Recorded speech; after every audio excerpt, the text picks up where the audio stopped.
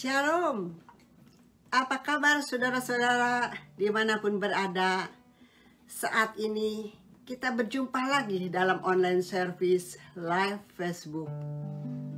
Saya harap saudara-saudara semua selalu ada di dalam kesehatan dan mendapat perlindungan daripada Tuhan untuk bisa kita melewati situasi yang sulit seperti ini. COVID-19 hampir berakhir, tapi tetap waspada saudara sekalian, karena kita tidak tahu apa yang akan terjadi sesudah selesai COVID-19. Seperti kejadian kerusuhan kemarin di Amerika, siapa yang menyangka saudara? Tapi biarlah saudara dan saya harus hidup dekat dengan Tuhan, hidup mengasihi kepada Tuhan, melekat kepadanya, minta petunjuk kepada Tuhan untuk masa depan kita, supaya kita punya harapan. Hidup tidak pernah lepas daripada masalah saudara sekalian, tapi semuanya ini cara Tuhan untuk menjadikan kita semua pribadi yang lebih kuat dan dewasa. Jangan takut saudara-saudara sekalian, karena Roh Kudus yang akan menolong kepada kita, memenuhi hidup kita. Oleh sebab itu, mari saudara-saudara, kita akan persiapkan hati untuk masuk di dalam hadirat daripada Tuhan. Kita membawa bejana hidup kita untuk diisi oleh firman Tuhan, yaitu air hidup Tuhan yang akan membawa kekuatan, kesejukan, sehingga kita disegarkan kembali. Ada amin saudara? Mari kita nyanyi. Saat ini, saudara sekalian, kita akan menyanyikan satu pujian menyambut hari Pentakosta. Dan pujian ini merupakan satu permohonan doa kita bersama, supaya Tuhan memenuhi kita dengan kuasa pada akhir zaman, supaya hidup kita bisa menjadi alat, bisa menjadi saksi daripada Tuhan, untuk membawa jiwa-jiwa datang, mengenal, dan percaya kepada Yesus Kristus. Penuhilah sekarang Tuhan. Penuhi sekarang Tuhan, penuhilah hidupku, hatiku bagai dana gersang, merindukan jamahan Roh Kudus. Hidupku bagai bejana, ku bawa ke sungai-Mu Tuhan. Ingin ku regu kesejukan air hidup-Mu Tuhan.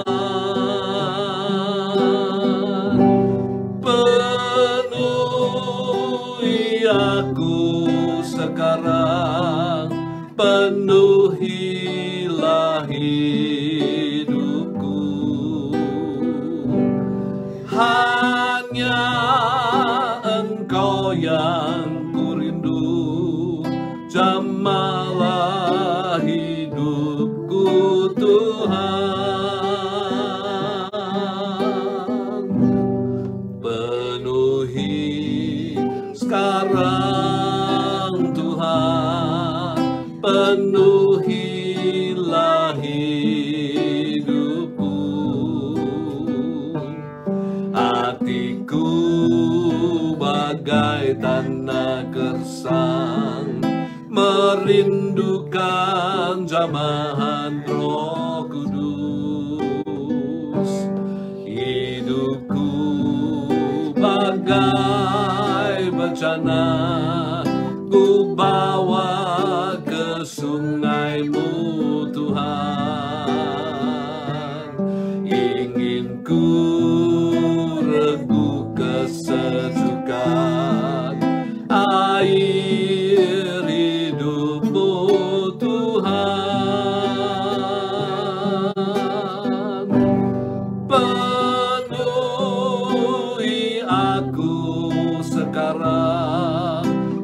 penuhilah hidupku. Hanya Engkau yang ku rindu, jamahlah hidupku Tuhan. Penuhi aku sekarang, penuhilah hidupku. Hanya Engkau yang ku rindu, jamahlah hidupku Tuhan. Penuhi aku sekarang, penuhilah hidupku. Hanya Engkau yang ku rindu, jamahlah hidupku Tuhan. Roh Kudus, jamahlah hidupku Tuhan. Roh Kudus, jamahlah hidupku Tuhan.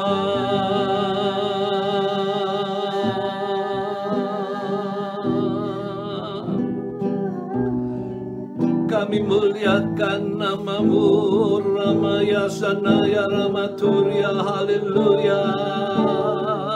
Kami agungkan nama-Mu Tuhan. Kami muliakan nama-Mu Tuhan. Oh haleluya. Penuhi kami dengan roh-Mu Tuhan. Oh haleluya. Oh haleluya. Penuhi kami dengan roh-Mu, penuhi kami dengan kuasa-Mu. Haleluya, haleluya. Haleluya. Oh haleluya. Haleluya. Oh haleluya. Oh Ramaya Sanaya Ramaturia. Haleluya, haleluya. Biarlah semua dipenuhkan dengan roh-Mu. Haleluya. Haleluya, haleluya. Haleluya. Haleluya. Haleluya. Haleluya.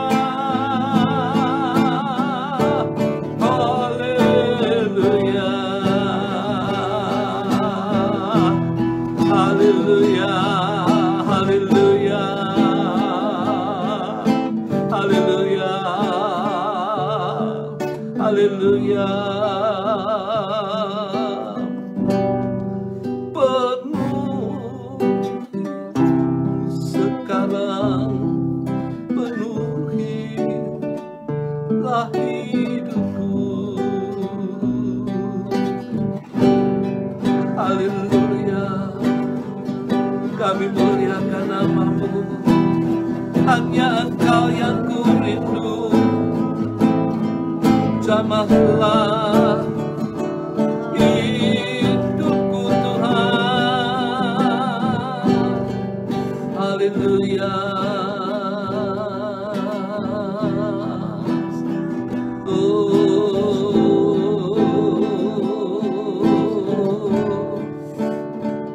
Haleluya, haleluya.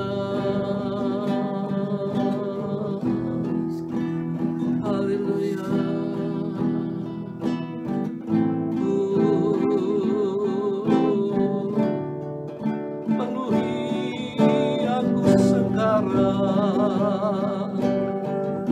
penuhilah hidupku. Hanya Engkau yang ku rindu. Haleluya.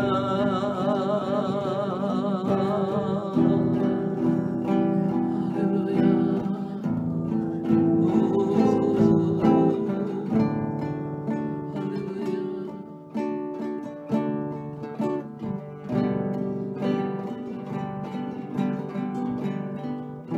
Terima kasih Bapa. Kami mau serahkan saat ini di dalam tangan Tuhan. Pada hari Pentakosta ini, biarlah Engkau memenuhi gerejamu, anak-anakku, dengan kuasa-Mu Bapa. Dengan kuasa dari tempat yang tinggi. Haleluya Yesus. Terima kasih Bapa. Kami serahkan dalam tangan Tuhan saat ini. Kalau kami bersama-sama merenungkan firman-Mu, biarlah Tuhan yang berkata-kata kepada kami. Dan Engkau yang mengingatkan kami sekalian, tugas kami untuk menjadi saksi-Mu di tengah-tengah dunia Bapa. Haleluya Yesus. Terima kasih Bapa. Kami menyerahkan di dalam tangan Tuhan firman ini, biarlah Engkau yang akan berbicara kepada kami. Hamba-Mu kuduskan, sucikan, hanya menjadi penyambung lidah-Mu Bapa. Dan kami menyerahkan sekali lagi firman ini di dalam tangan Tuhan. Hanya di dalam nama Tuhan Yesus kami berdoa. Amin. Nah, saudara sekalian, pada kesempatan ini kita akan bersama-sama merenungkan mengenai turunnya Roh Kudus atau pencurahan Roh Kudus, istilah daripada Nabi Yoel. Dan saat ini kita bersama-sama merayakan hari Pentakosta, hari turunnya Roh Kudus dan pencurahan Roh Kudus. Hari Pentakosta adalah hari yang ke-50 setelah hari Paskah, setelah hari kebangkitan Yesus. 10 hari setelah Yesus naik ke sorga. Hari Raya Pentakosta bagi orang-orang Israel adalah merupakan hari raya penuaian gandum yang pertama. Dan di dalam bahasa Inggris dikatakan the first fruits of the wheat harvest. Dan mereka harus merayakan hari Pentakosta ke Bait Allah untuk mengucapkan syukur kepada Tuhan, si pemberi berkat. Sehingga apa yang mereka kerjakan, jerih lelah mereka tidak menjadi sia-sia karena Tuhan memberkati. Nah, kita juga harus mengingat ini, saudara sekalian. Supaya apa yang kita kerjakan tidak menjadi sia-sia. Ingatlah bahwa hasil yang kita kerjakan bukan merupakan kekuatan kita. Tetapi hasil yang kita kerjakan merupakan anugerah berkat daripada Allah. Sebab itu kita tidak boleh melupakan Tuhan si pemberi berkat. Nah, kalau kita berbicara tentang hari raya Pentakosta, ini juga mempunyai arti yang penting bagi umat Kristiani. Oleh karena apa? Oleh karena pada hari raya Pentakosta, maka Roh Kudus itu turun, Roh Kudus dicurahkan. Itu yang pertama. Dan yang kedua, saudara sekalian, akibat daripada pencurahan Roh Kudus, terjadi penuaian jiwa yang besar. Oleh karena itu hari Pentakosta itu disebut juga sebagai hari lahirnya gereja, saudara sekalian. Kalau kita memperingati hari lahirnya Tuhan kita Yesus Kristus pada hari Natal, maka kita bersama-sama mengingat bahwa hari ulang tahun daripada gereja itu jatuh pada hari Pentakosta. Dan pada kesempatan ini kita akan membahas bersama-sama apa yang terjadi pada hari Pentakosta. Menurut Kisah pasal yang kedua, ayat 1-13, yang tidak akan saya baca, saudara baca sendiri di rumah, maka ada beberapa hal yang akan kita renungkan. Yang pertama, turunnya Roh Kudus atau dicurahkannya Roh Kudus. Setelah murid-murid Yesus bertekun dengan sehati di dalam doa, di dalam permohonan supaya Roh Kudus itu dicurahkan, maka pada hari yang ke-10, yaitu pada hari Pentakosta, Roh Kudus itu turun, Roh Kudus itu dicurahkan. Dan kita akan melihat paling tidak dua hal di dalam pencurahan Roh Kudus. Yang pertama, Roh Kudus itu turun seperti tiupan angin yang keras, yang memenuhi seluruh rumah di mana mereka hidup. Ternyata hal itu adalah Roh Kudus yang turun dan dicurahkan pada saat itu. Dan angin merupakan simbol lambang daripada Roh Kudus. Apakah kita ingat ketika Elia, dia ke Gunung Horeb untuk bertemu dengan Tuhan, maka ketika bertiup angin yang sepoi-sepoi, maka Elia merasakan kehadiran daripada Allah. Angin merupakan lambang, simbol daripada Allah, daripada Roh Kudus, karena Roh Kudus adalah Allah sendiri.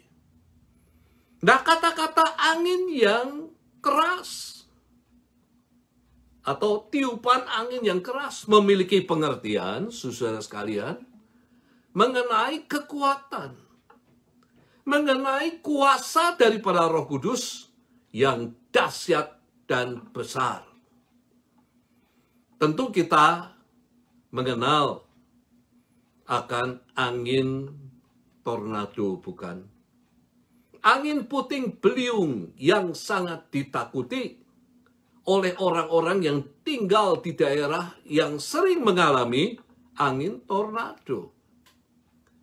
Biasanya sebelum angin tornado terjadi, diawali dengan bunyi sirine yang keras yang memperingatkan warga supaya mereka cepat berlindung di tempat yang aman di dalam rumah. Baik di kamar mandi, ataupun rumah yang memiliki basement. Oleh karena angin ini sangat berbahaya, angin ini ditakuti oleh semua orang karena memiliki kekuatan yang sangat besar. Bila kuncir daripada angin tornado touchdown ke bawah, mampu mengangkat rumah-rumah, mampu menumbangkan pohon-pohon yang besar, mampu membunuh manusia, mampu menerbangkan mobil-mobil. Demikian pula dengan kuasa Roh Kudus yang dilambangkan seperti tiupan angin yang keras atau mighty wind, memiliki kekuatan yang dahsyat. kita diperlengkapi dengan kuasa Roh Kudus yang akan menyertai hidup kita dan juga menyertai pelayanan kita. Yang kedua, saudara sekalian, Roh Kudus turun seperti lidah-lidah api yang bertebaran dan hinggap pada murid-murid Yesus. Selain angin, maka Roh Kudus juga merupakan, selain angin, maka api juga merupakan simbol, merupakan lambang Roh Kudus. Allah memimpin bangsa Israel melalui tiang awan dan tiang api. Berbicara dengan Musa melalui api yang menyala dari semak duri. Jadi api juga merupakan simbol, merupakan lambang daripada Allah dan juga lambang daripada Roh Kudus. Karena Roh Kudus adalah Allah. Perhatikan lilin yang menyala. Maka api lilin itu yang disebut sebagai lidah api. Nah, kita akan membahas mengapa Roh Kudus dilambangkan dengan api. Ada dua hal. Yang pertama, api itu bersifat membersihkan. Yang berarti bila Roh Kudus dilambangkan sebagai lidah api, maka Roh Kudus memiliki daya, memiliki kekuatan untuk menyucikan dan membersihkan. Di dalam Maleakhi 3 ayat yang kedua, saya akan baca ayat ini, siapakah yang dapat tahan akan hari kedatangannya? Dan siapakah yang dapat tetap berdiri apabila ia menampakkan diri? Sebab ia seperti api tukang pemurni logam dan seperti sabun tukang penatu. Tidak ada seorang pun yang dapat tahan dan berdiri pada saat ia datang menampakkan diri. Oleh karena apa? Oleh karena kenajisan hidup kita. Namun dikatakan di dalam kalimat selanjutnya, sebab ia seperti tukang memurnikan logam yang memisahkan logam emas, saya ambil contoh logam emas, dari campuran logam-logam yang lain dengan api. Sehingga emas itu menjadi bernilai dan berharga. Ia juga sebagai sabun tukang penatu. Sabun yang dapat membersihkan pakaian yang kotor. Kesimpulannya, api dan sabun punya daya membersihkan. Membersihkan sisa dosa dari kehidupan yang lama. Sehingga hidup kita benar-benar menjadi bersih di mata Tuhan. Saya mengulang kembali. Karena itu penting. Saya mengulang kembali karena ini penting. Pembersihan atau mandi secara rohani yang pertama terjadi pada saat kita diselamatkan. Darah Yesus menyucikan kita. Pada saat Roh Kudus datang, api Roh Kudus membersihkan sisa-sisa dosa hidup yang lama. Supaya kita menjadi serupa dengan Kristus. Atau mengikuti jejak Yesus. Baik di dalam hidup kudus, di dalam kasih dan kebajikan terhadap sesama. Dan menyiapkan kita untuk menyambut kedatangannya yang kedua kali. Hal yang kedua, bila Roh Kudus itu dilambangkan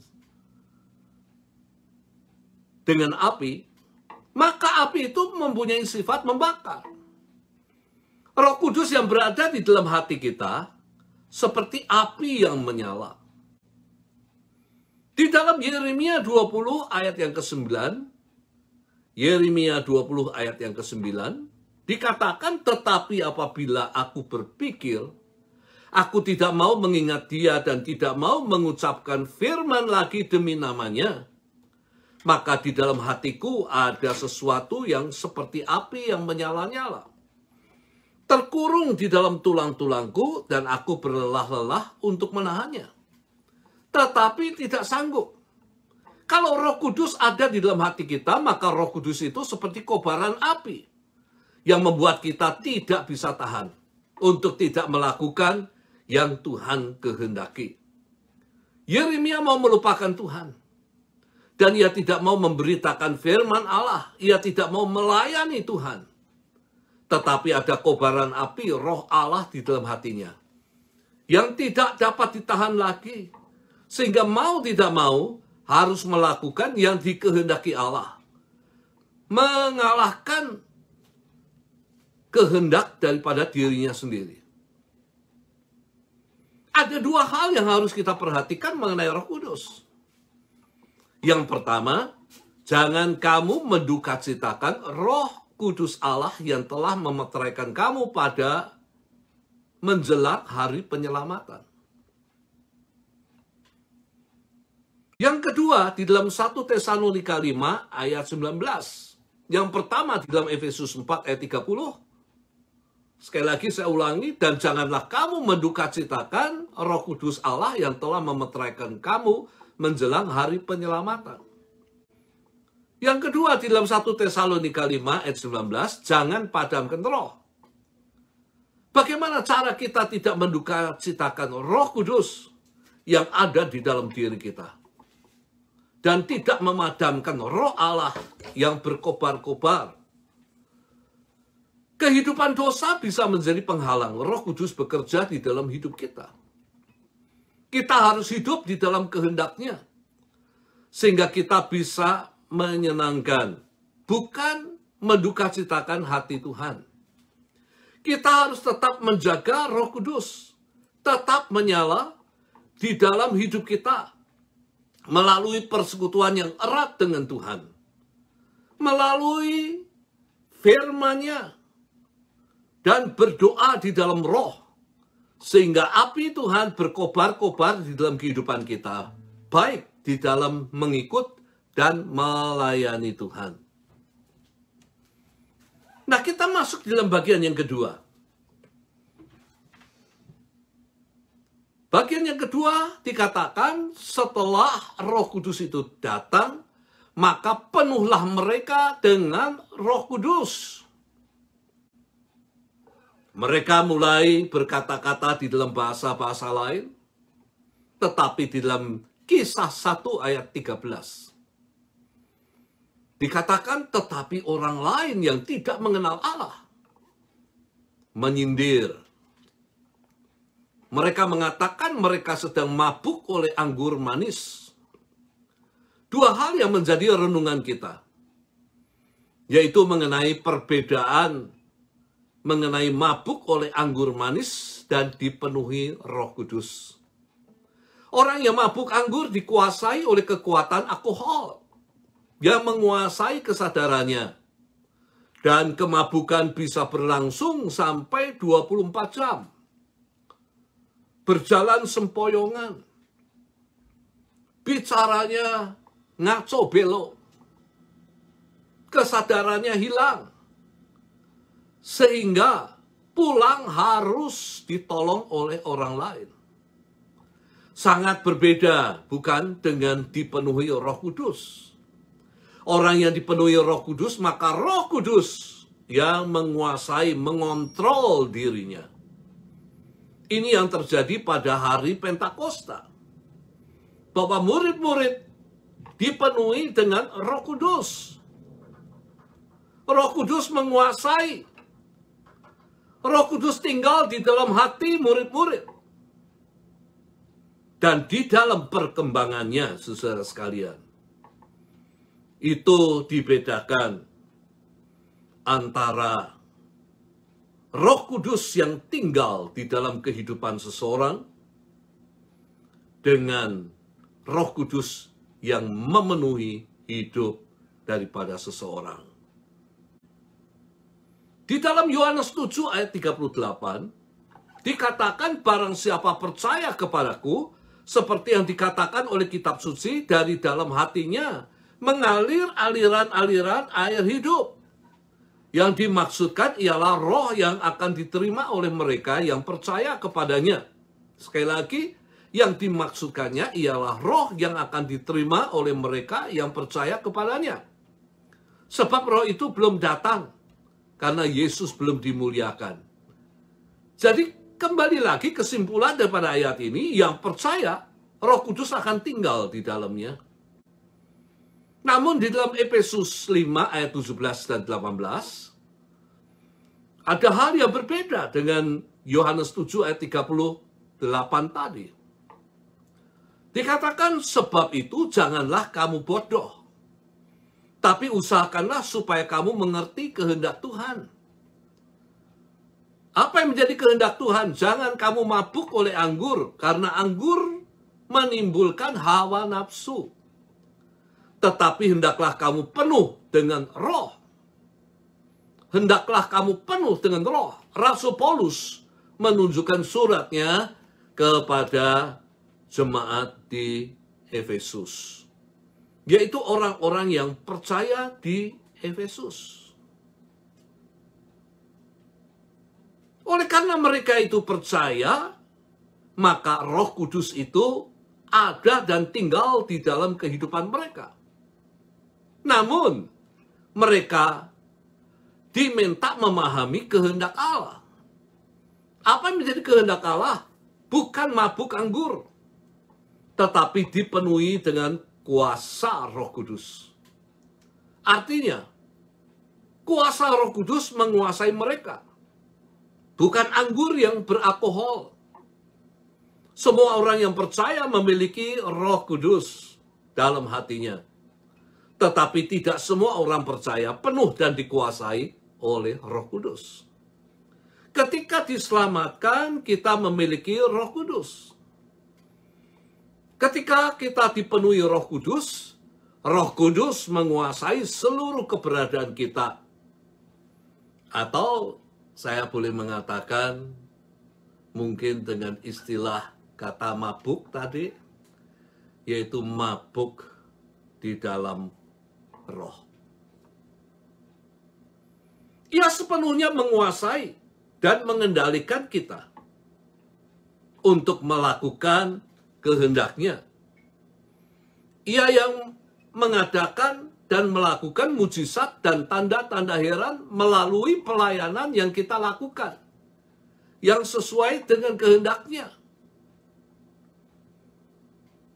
Simson, tokoh Alkitab, yang dikatakan sebagai orang yang terkuat, yang pernah ada di atas muka bumi. Kekuatannya bukan berasal dari rambutnya yang panjang, yang tidak pernah dicukur, tetapi dari kuasa Roh Allah yang menguasai dirinya. Saudara dapat membaca di dalam Hakim-Hakim 14 ayat 6 dan ayat 19, di dalam Hakim-Hakim 15 ayat 14 dan ayat 15, maka dikatakan, diawali dengan kata-kata, berkuasalah Roh Tuhan atas dia, sehingga singa dikalahkan dan dibunuh, 30 musuh dibunuh, tali-tali pengikat putus dari tangannya, dan membunuh 1000 musuh. Ini kekuatan daripada Simson. Apakah ini kekuatan dari dirinya? Tidak. Melainkan kekuatan ini berasal dari Roh Tuhan yang menguasai dirinya. Ketika Allah tidak lagi berkuasa atas dirinya, maka Alkitab mengatakan ia menjadi powerless, tidak memiliki kuasa. Dia ditangkap dan dipenjara, matanya dibutakan, ia dihina, oleh karena ia tidak hidup di dalam kebenaran firman Allah.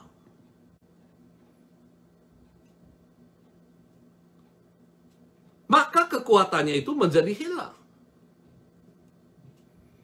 Namun perhatikan di dalam Hakim-Hakim 16 ayat 28-30, dikatakan ketika ia bertobat Sekali lagi Tuhan memulihkan kekuatannya.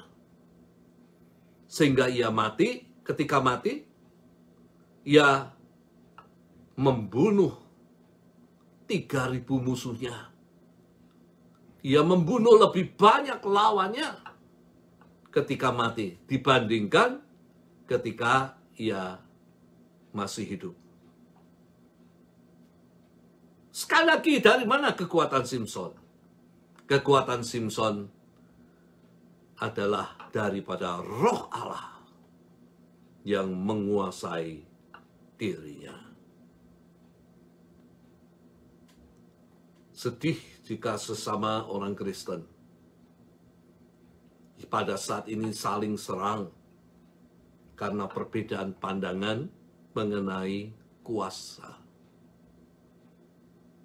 Di mana Allah bekerja di dalam dan melalui hidup orang-orang yang percaya dengan membuat mukjizat dan tanda-tanda heran. Padahal tujuannya adalah sama. Tujuannya adalah untuk menjadi saksi Yesus. Melakukan apa yang Tuhan perintahkan kepadanya. Untuk membawa orang-orang mengenal dan percaya Yesus serta diselamatkan. Nah, kita masuk di dalam bagian yang ketiga. Dampak dipenuhi Roh Kudus. Apa yang menjadi dampak kepenuhan Roh Kudus? Yang pertama, berkata-kata di dalam bahasa-bahasa lain. Kata-kata bahasa-bahasa lain bisa menunjuk, yang pertama, menunjuk kepada bahasa roh. Atau yang disebut glosolalia. Bahasa sorga yang diberikan Roh Kudus. Yang tidak dimengerti oleh manusia.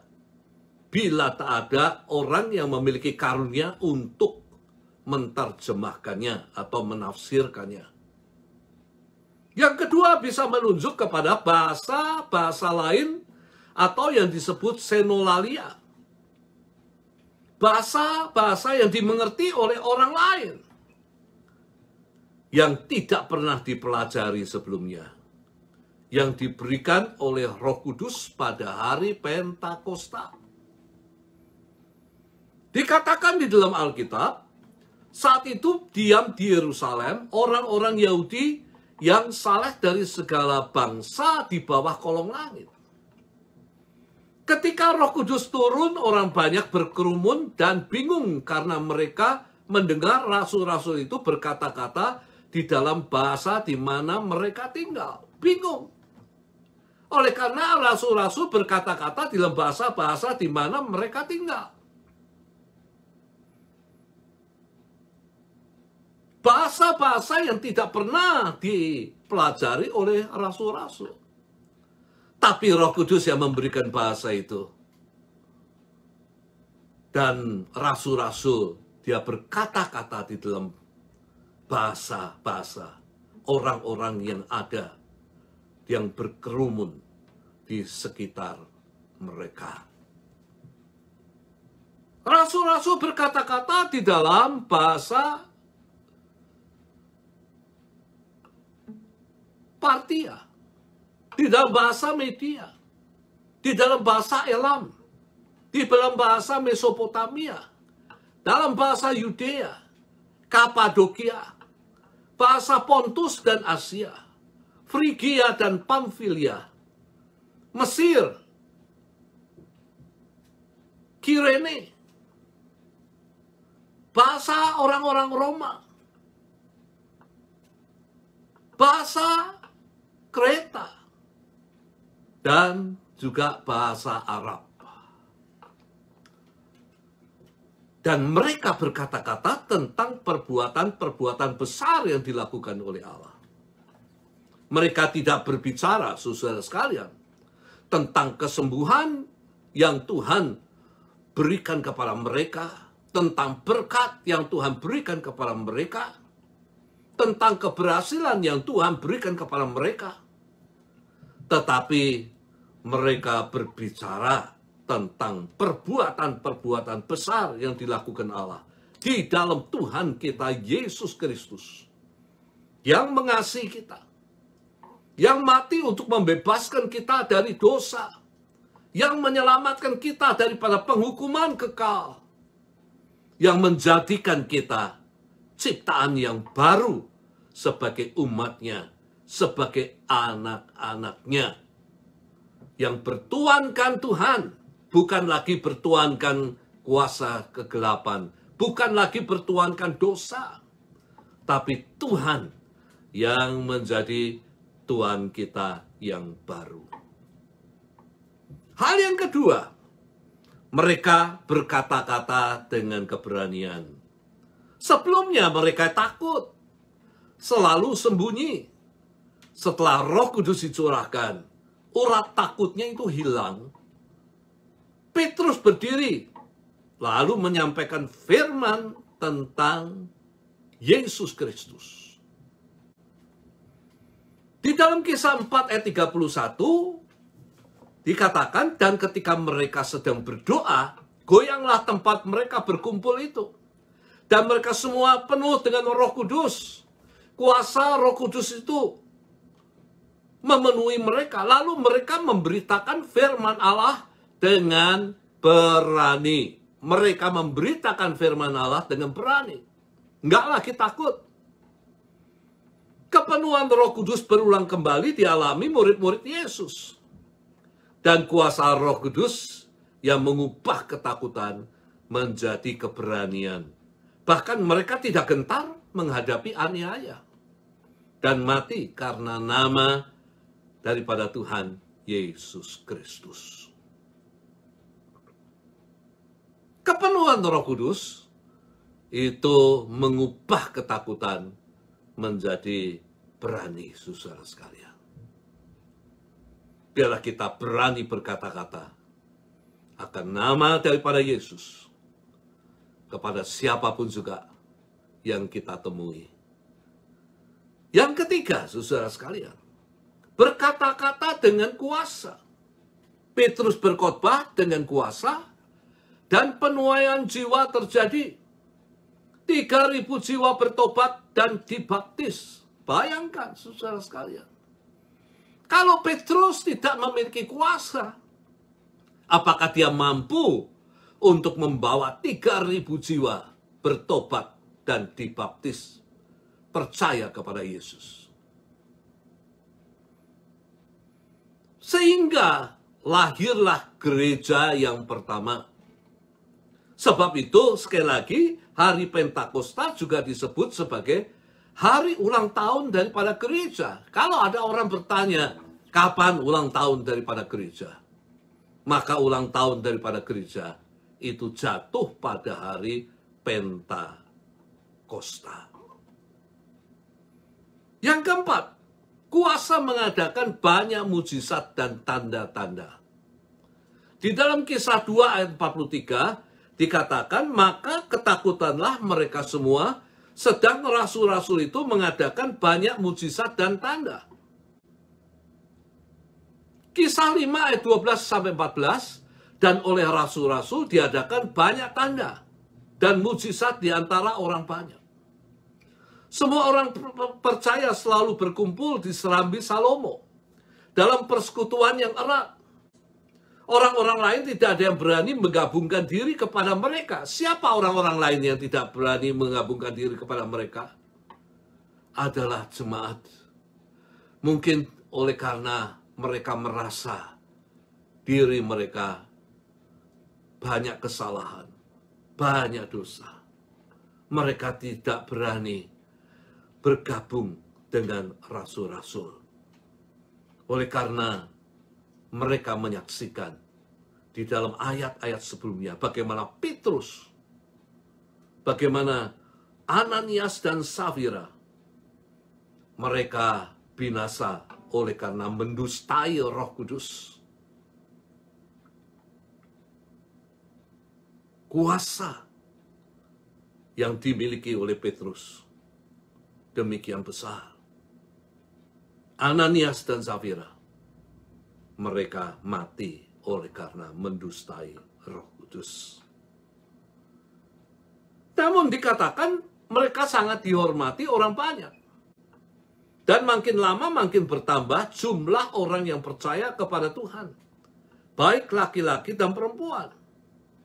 Mukjizat dan tanda-tanda heran akan membuat orang bertobat. Akan membuat gereja bisa bertumbuh. Yang keempat, yang terakhir, gereja butuh kuasa di akhir zaman. Gereja membutuhkan kuasa seperti gereja yang mula-mula. Agar supaya terjadi penuaian jiwa besar-besaran sebelum Yesus datang untuk kedua kalinya. Ingatlah, kalau Yesus belum datang pada saat ini, itu disebabkan oleh karena dia tidak menghendaki ada seorang pun binasa. Demikian dikatakan oleh Rasul Petrus. Pencurahan Roh Kudus terjadi pada hari Pentakosta. Pencurahan Roh Kudus terjadi kembali setelah sekian lama di Azusa Street Revival. Di 312 Azusa Street. Dalam kebaktian kebangunan rohani yang dipimpin oleh William J. Seymour. African American Preacher. Pada tanggal April 9, 1906. Yang terakhir, saya percaya sebelum Tuhan Yesus datang kembali, Roh Kudus akan dicurahkan lebih dahsyat lagi, supaya terjadi penuaian jiwa besar-besaran di akhir zaman. Masalahnya apakah kita ini mau menjadi alat daripada Tuhan? Kalau kita tidak bersedia menjadi alat yang dipakai Tuhan,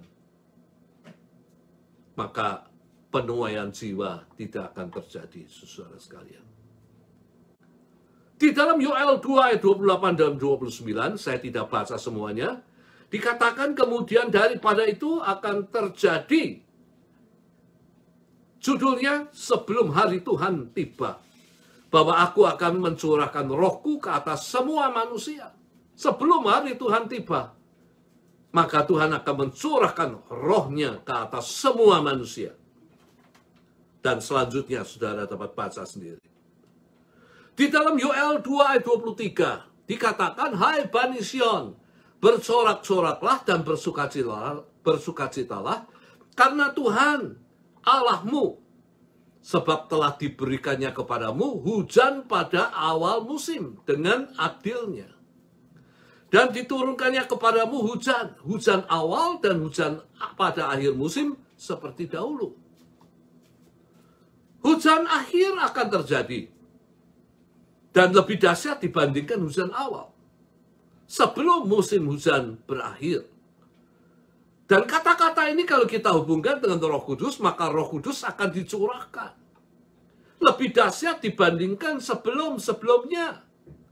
Untuk satu tujuan. Bukan untuk menjadi populer. Bukan untuk supaya kita menjadi kaya kalau kita dipakai oleh Tuhan. Bukan untuk supaya kita menjadi sakti. Tetapi Roh Kudus itu dicurahkan untuk satu tujuan, yaitu supaya kita menjadi saksi daripada Tuhan Yesus Kristus. Bila Tuhan melengkapi kita dengan kuasa, kita harus berani memakainya. Supaya orang mengenal dan percaya kepada Yesus Kristus. Kita harus berani berdoa untuk orang yang sakit. Mungkin Roh Kudus memakai kita supaya boleh membawa, memenangkan jiwa orang yang sakit itu. Karena Tuhan melengkapi orang-orang percaya dengan kuat kuasanya. Dan Tuhan membutuhkan kita sebagai alat. Tuhan mau kita menjadi penuai-penuai. Lihat, ladang gandum telah menguning. Tiba waktunya untuk dituai. Maukah kita dipakai sebagai alat Tuhan untuk membawa jiwa-jiwa mengenal dan percaya kepada Tuhan. Mari kita akan sama-sama menyanyikan pada saat ini satu pujian, saudara sekalian. Saudara percaya Roh Kudus hadir di tempat di mana saudara berada. Roh Kudus, katakan, aku mengasihimu. Kau lembut, kau manis, kaulah penghiburku, penolong yang diutus Bapakku. Roh Kudus, kau hadir di sini. Roh Kudus, ku mengasihimu. Kau lembut, kau manis, kaulah penghiburku, penolongku, diutus Bapakku. Roh Kudus, kau hadir di sini. Roh Kudus, ku mengasihimu. Kau lembut, kau manis, kaulah penghiburku, penolongku, diutus Bapakku. Ku buka hati untuk Roh-Mu Tuhan. Ku buka hati menyembah-Mu Yesus. Jamahlah kami, penuhi kami dengan kuasa Allah Maha Tinggi. Ku buka hati untuk Roh-Mu Tuhan. Ku buka hati menyembah-Mu Yesus. Jamahlah kami, penuhi kami dengan kuasa Allah Maha Tinggi. Ku buka hati untuk Roh-Mu Tuhan, marilah masuk. Ku buka hati menyembah-Mu Yesus. Jamahlah kami, penuhi kami dengan kuasa Allah Maha Tinggi. Dengan kuasa Allah Maha Tinggi. Dengan kuasa Allah Maha Tinggi. Roh Kudus, haleluya. Kami muliakan nama-Mu. Penuhilah kami Tuhan. Kami mau penuh dengan Roh setiap hari. Penuhilah kami. Penuhi kami dengan kuasa-Mu, supaya kami boleh melakukan yang Engkau kehendaki. Kami boleh dikendalikan oleh Roh-Mu yang kudus Bapa, untuk tidak melakukan yang menjadi kehendak kami, untuk melakukan apa yang menjadi kehendak-Mu, untuk melayani Engkau. Haleluya.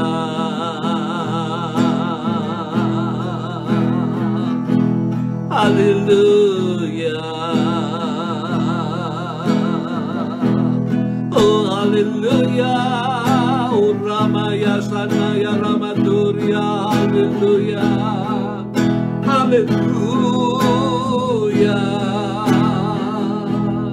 Haleluya.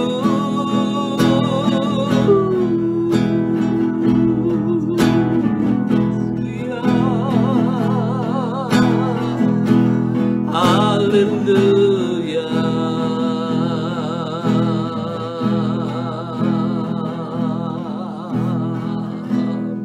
Marilah saudara-saudara sekalian, buka hatimu supaya engkau penuh dengan Roh Kudus. Biarlah Roh Kudus yang menguasai hidup kita setiap hari, sehingga kita melakukan apa yang dikehendaki oleh Allah di dalam kehidupan ini. Kita tidak mau melakukan apa yang menjadi kehendak diri kita. Hanya Roh Kudus yang mampu menguasai dan mengendalikan kita untuk melakukan apa yang dikehendaki oleh Allah. Haleluya Yesus. Kita nyanyikan, ku buka hati. Ku buka hati untuk Roh-Mu Tuhan. Ku buka hati menyembah-Mu Yesus. Jamahlah kami, penuhi kami dengan kuasa Allah Maha Tinggi. Roh Kudus, dengan kuasa Allah Maha Tinggi. Oh Roh Kudus, dengan kuasa Allah Maha Tinggi.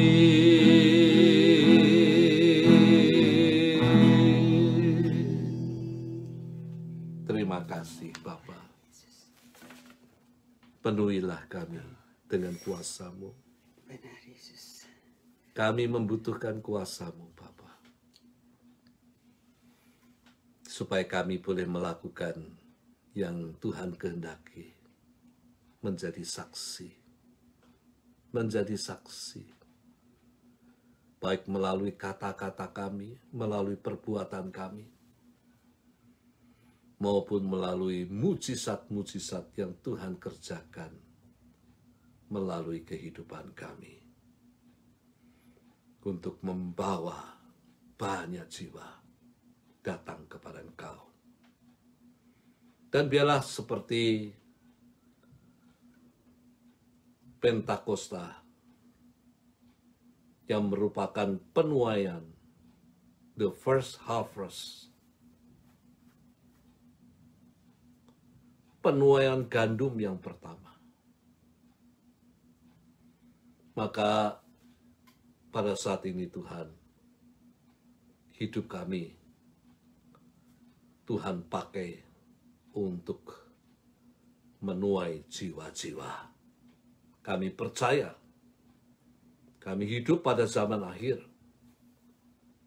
dan penuaian jiwa tidak lagi seperti pada awal, tapi lebih banyak. Dan pada saat ini Tuhan, biarlah Engkau perlengkapi kami dengan Roh-Mu yang kudus, supaya kami tidak takut memberitakan tentang Kristus. Pakai hidup kami, supaya kami boleh menjadi penuai-penuai di ladang Tuhan,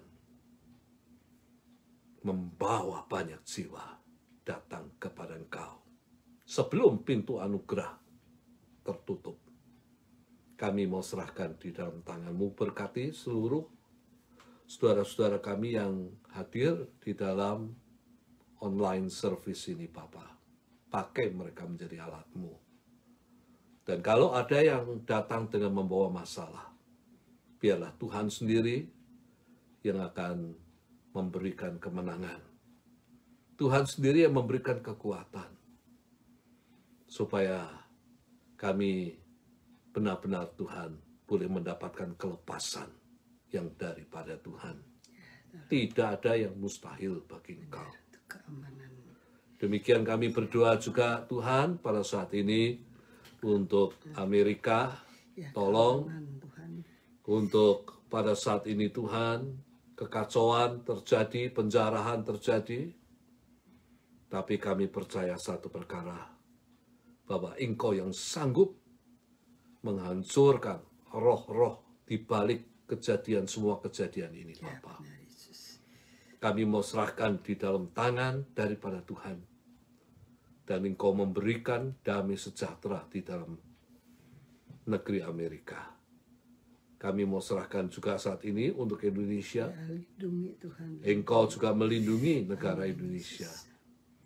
Biarlah kuasa-Mu Tuhan menaungi negara Indonesia. Engkau berdaulat di Indonesia.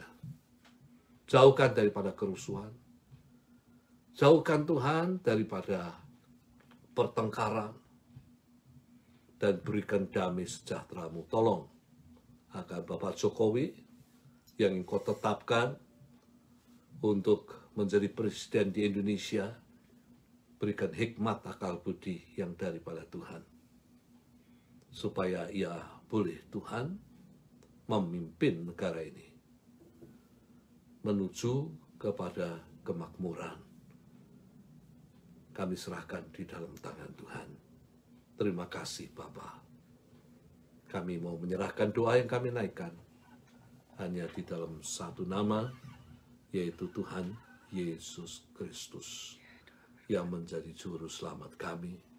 Dan terimalah berkat Tuhan yang akan menyertai engkau sekalian, dimanapun engkau berada.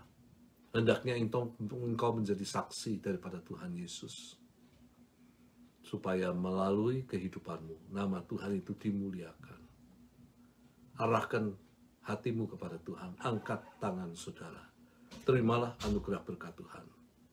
Kasih daripada Allah Bapa, kasih karunia Tuhan Yesus Kristus, di dalam persekutuan dengan Roh Kudus, menyertai engkau sekalian. Sampai Maranatha Tuhan Yesus Kristus datang untuk kedua kalinya. Semua mengatakan amin. Dan akhir kata saudara sekalian, saya bersama dengan istri mengucapkan Tuhan memberkati sampai berjumpa lagi. Bye.